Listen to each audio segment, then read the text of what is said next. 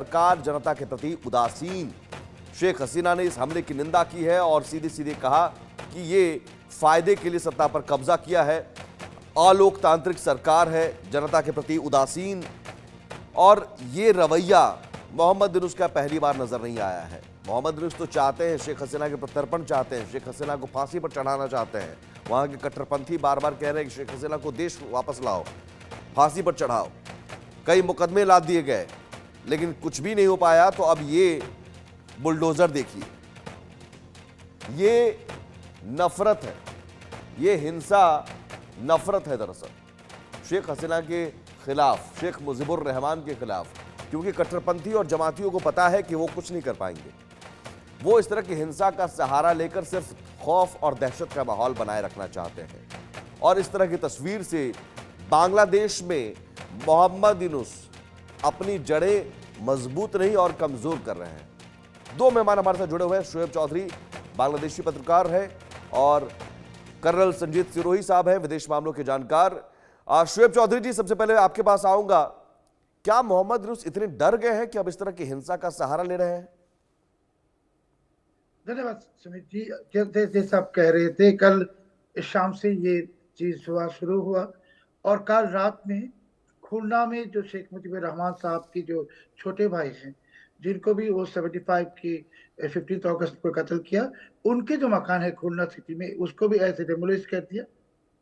और ये डेमोलिशन में पार्टिसिपेट किया अलकायदा की मेंबर्स, हिजबुत तहरीर, जमात इस्लामी, हिफाजत इस्लाम और यूनुस के जो सो कॉल्ड छात्र।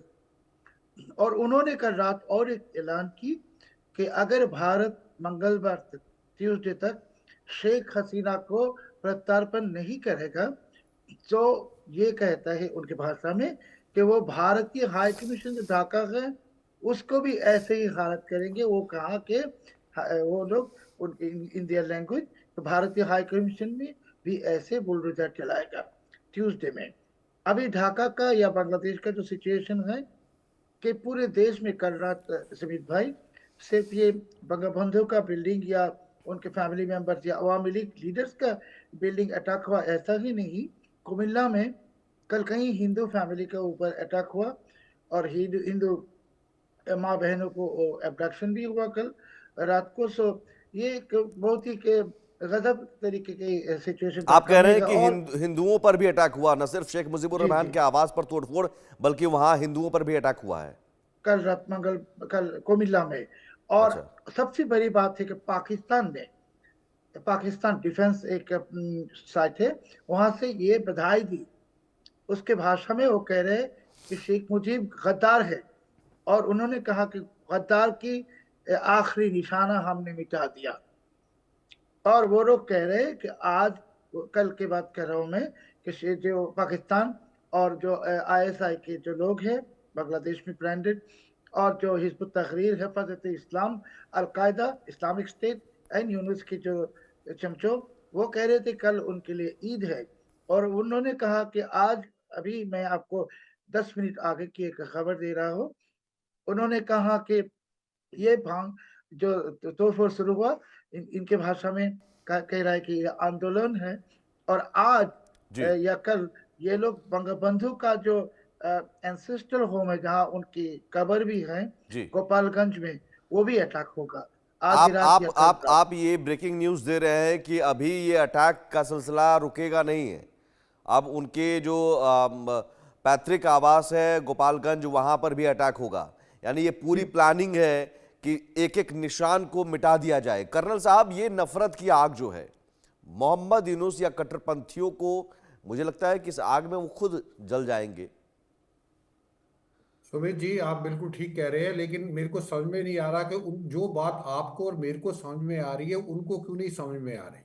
अब ये जो कार्रवाई कर रहे हैं, जो शेख मुजीबुर रहमान साहब, जो कि इनके बंगा बंधु थे, जिन्होंने बांग्लादेश को आज़ाद कराया और उनका बहुत बड़ा योगदान रहा है उनकी आज़ादी में, वो जेल में रहे हैं। और उसके बावजूद ये, इसमें कोई दो राय नहीं, और मैं जो ये चौधरी साहब से बिल्कुल सहमत हूँ कि ये जो पूरी कार्रवाई है ये आईएसआई करे। आईएसआई, क्योंकि पाकिस्तान को ये पता है कि 1971 की जो लड़ाई में उनको हार का सामना करना पड़ा था, उसका वो बदला ले रहे हैं। वो हार का कारण कौन था? शेख मुजीबुर रहमान। और अवामी लीग पार्टी, तो वो कोई भी निशान ऐसा नहीं छोड़ना चाहते जिससे लोगों के दिमाग में थोड़ा ये रहे कि शेख मुजीबुर रहमान साहब ने हमको आज़ादी दिलाई थी। वो उनको बिल्कुल मटिया मेट करना चाहते हैं और वो दोबारा जो है पाकिस्तान ईस्ट, इसको बांग्लादेश को ईस्ट पाकिस्तान की तरह ट्रीट करना चाहते हैं। इसलिए वहां पे आप देखोगे जैसे ही शेख हसीना ने बोला कि भाई हम जो आंदोलन करेंगे, अवामी लीग आंदोलन करोगी, तो उससे पहले ही उन्होंने प्री एम्प्टिव जो है ये शुरू कर दिया कि उनके घर के ऊपर पूरा आगजनी कर दी, घर को बुलडोज कर दिया। और अवामी लीग का क्योंकि ताल्लुक वो सोचते कि हिंदुओं से है, तो जब भी शेख मुजीबुर रहमान या शेख हसीना के ऊपर कोई भी कार्रवाई होती है तो वो ये सोचते हैं कि ये हिंदू के साथ है, तो वो हिंदुओं के ऊपर भी कार्रवाई होती है। जी। तो इसमें कोई दो राय नहीं है कि मोहम्मद यूनुस साहब पूरे के पूरे बिक चुके हैं आईएसआई के हाथ। और वो जो है, क्योंकि मैं मान नहीं सकता कि जिस देश में शेख मुजीबुर रहमान का घर है और वहां के जो उस घर को पूरा तहस नहस किया जा रहा है, वहां पे फौज चुपचाप देख रही है। ये कैसी फौज है जो कि स्टूडेंट्स को कंट्रोल नहीं कर सकती, जो भी स्टूडेंट करना चाहे वो कर रहे हैं। तो इसमें यानी फौज का भी बकायदा हाथ है, बुलडोजर मोहम्मद लाया यूनुस जा रहा है, का यानी कि ये मुझे लगता है इसमें सिस्टम भी इन्वॉल्व है। बिल्कुल 100% सिस्टम इन्वॉल्व है सुमित जी। ये ऐसे हो नहीं सकता कि सिस्टम की मर्जी के बगैर स्टूडेंट्स इतने खुल गए हैं कि वो जो चाहे करना चाहें। वो शेख मुजीबुर रहमान का घर भी छोड़ सकते हैं, उनका जो अब पुश्तैनी घर है जहां पे उनकी कब्र है उसके ऊपर भी अटैक करेंगे, इंडियन हाई कमीशन के ऊपर भी अटैक करेंगे। ऐसा क्या है? तो वहां पे जो गवर्नमेंट है या वहां की जो फौज है, जो पुलिस है, वो क्या कर रही है? एक म्यूट स्पेक्टेटर बन के बैठे हुए हैं। और इसमें कोई दो राय नहीं है कि पूरा का पूरा मामला आईएसआई के रावलपिंडी हेडक्वार्टर से चल रहा है और मोहम्मद यूनुस साहब उनके हाथों बिक गए हैं। क्यों बिके हैं ये तो आने वाला वक्त ही बताएगा। शोएब चौधरी सुमित जी, साहब, ये सवाल आप बेहतर जवाब दे सकते हैं कि क्या वाकई अब बांग्लादेश में मोहम्मद यूनुस को हम पपेट के तौर पर देख रहे हैं और दरअसल ये सब कुछ जो भी हो रहा है आईएसआई के इशारे पर हो रहा है?